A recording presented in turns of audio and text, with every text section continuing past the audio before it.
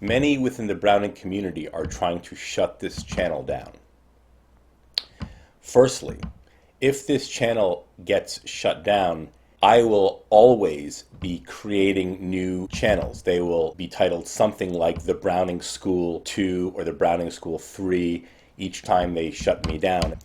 Secondly, it is indicative of the unsoundness and evil of the left that has consumed most all of the Browning School that they operate by censoring, shutting down, rather than the way conservatives operate, which is exactly the reverse, which is allowing ideas to be exposed and thus affirmed as worthy of cultivation by their social acceptance, or revealed as unworthy of social cultivation exactly through the lack of acceptance by the general population, and perhaps more importantly, the true intelligentsia that one can respect, as opposed to the charlatans who actually comprise most of the mainstream quote-unquote intelligentsia. Once again, in short, the wise way to go about differentiating ideas in public is to let them breathe, whatever they are. Communism, Nazism, Islam, Christianity, and everything in between. You let them breathe. That used to be the method of operation within our universities. Of course, all this has been taken over by the darkness of leftism, the darkness of socialism, communism. All that's really brothers and sisters of the same thing. It is because most all of the ideas I champion, as well as those of conservatism, are indeed sound. They cannot be refuted.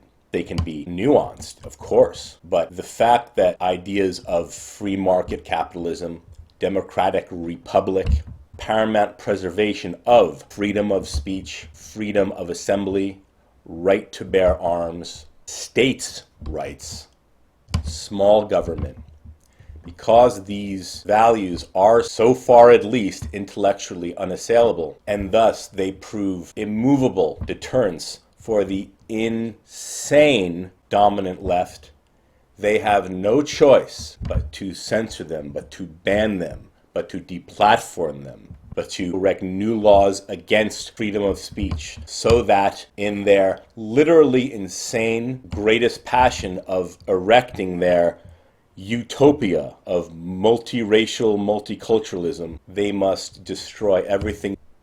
In the end, what these extremely deluded people don't understand is that in truth they are creating not utopia, but hell. Literal hell. As we slowly but surely approach this hell, and we have approached pretty far, an interesting phenomena is happening.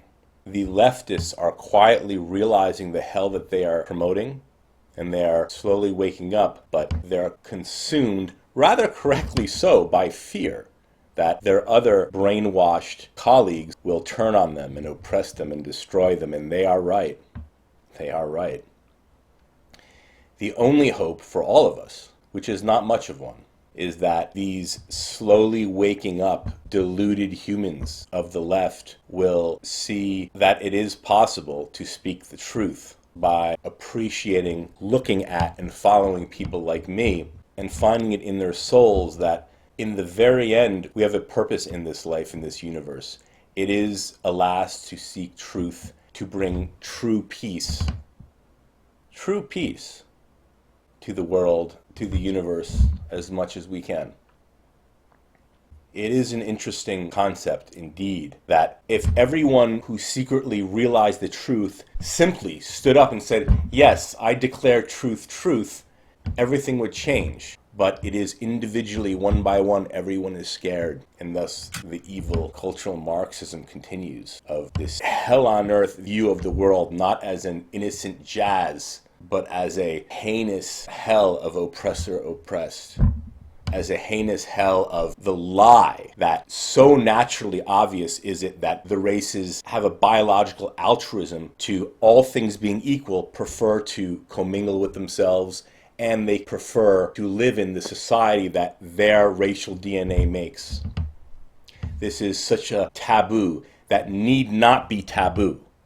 I see clearly in these issues, and I am so proud to give everyone the good news. There's such good news that there's nothing wrong with any of this. I have overpouring love for all races. I have overpouring love for blacks, for Jews, for Middle Easterners, for Latins.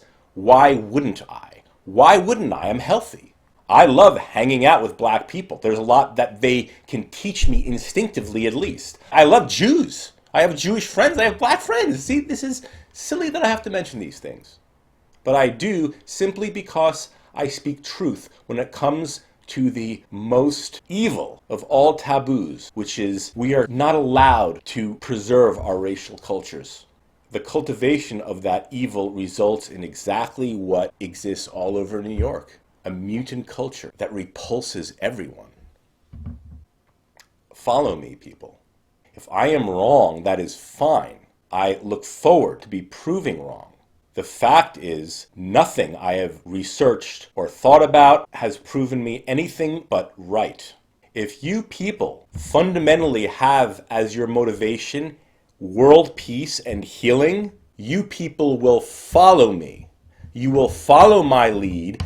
At least you can begin by simply linking my videos to other people and saying, this guy is really interesting. He's really far out. Use neutral adjectives and say, what do you think about this? And broach the subject. Broach it with your most trusted allies, your companions, your wives, your husbands, your best friends. Quietly discuss what I'm saying, because the alternative is the destruction of Western culture. Quite frankly, it might be past the point of no return. Yet, because I am at least unsure of that, I continue to fight. At least maybe in 500 years, someone might find this video. But I digress. These infected people at Browning are trying to remove my videos. What does that tell you about the integrity and worthiness of the Browning leadership? Kids and adults, what does it tell you when someone wants to censor another person instead of letting his ideas be evaluated by the population? These are symptoms. These are indications of unsoundness, of failure, of evil. The left is evil. They don't mean to be, yet they are. Fight for truth. Fight for goodness. I love you all.